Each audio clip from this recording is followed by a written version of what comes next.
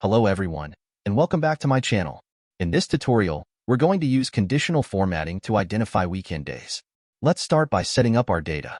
Here, I have a list of dates in column A, which represents various days of the week. You can create your own list of dates.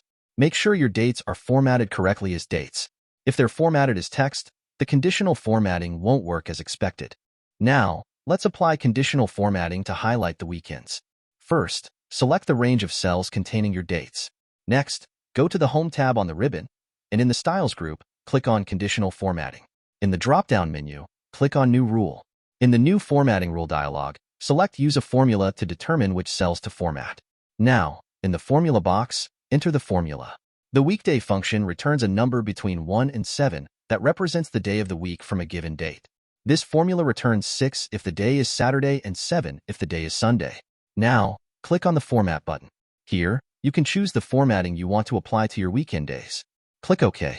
Click OK again to apply the rule, and you'll see that your weekend days are now highlighted. You can always go back and edit the formatting rules if you want to change the colors or conditions. Just select your range, go back to Conditional Formatting, and click on Manage Rules. Here, you can adjust your rules as needed.